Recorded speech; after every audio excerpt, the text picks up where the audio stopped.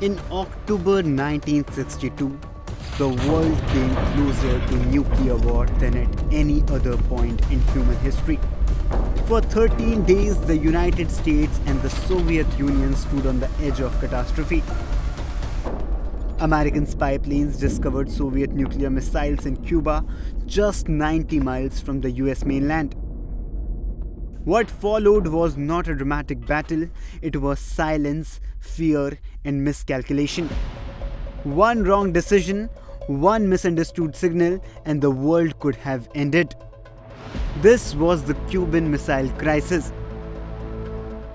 In today's video, let me take you back to those tense days of 1962 when the world came dangerously close to nuclear war and how that moment of fear reshaped global nuclear strategy for decades to come. This was not a planned war. It was a crisis born out of distrust, secrecy, and poor communication. There were no direct hotlines between leaders, no real-time crisis protocols, no shared rules to manage escalation. At one point, nuclear armed forces were on hair-trigger alert. Even commanders on the ground had limited clarity. What terrified leaders most was not intentional attack, but the possibility of accidental nuclear war. That fear would change global strategy forever. After the crisis ended, one truth became impossible to ignore. Nuclear weapons made victory meaningless.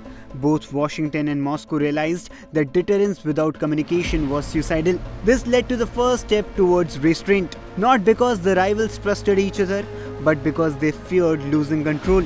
The years after 1962 saw a quiet shift. Hotlines were established, nuclear testing was partially restricted, dialogue replaced silence. By the 1970s, arms control became a strategy, not an ideal. Agreements like SALT and later START were designed to limit arsenals, introduce transparency, reduce the risk of surprise. The goal was not disarmament, the goal was predictability.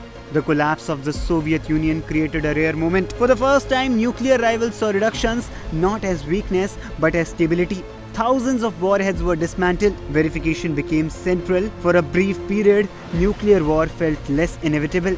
In 2010, the United States and Russia signed the New START Treaty. It was not a symbolic document. It was a hard technical agreement that capped deployed strategic nuclear weapons.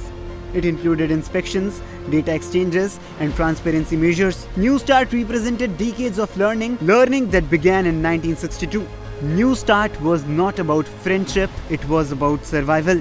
So now the question comes, why New START mattered? Limited deployed nuclear warheads, restricted delivery systems, reduced incentives for arms races. Most importantly, it kept communication alive during periods of political tension. Even when relations collapsed, the treaty acted as a stabilizing force. Today, the world looks very different. Relations between major powers are strained again. New technologies, cyber warfare, artificial intelligence, hypersonic weapons complicate deterrence. New START has been suspended. There is no clear replacement. For the first time since the Cold War, nuclear arms control faces an uncertain future.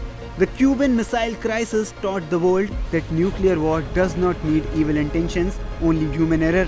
Arms control treaties were built on that fear. So the question now is simple and unsettling. If fear once forced cooperation, what happens when fear fades or is ignored? What are your thoughts on this? Let us know in the comments. Till then, keep on watching India TV for all the latest updates.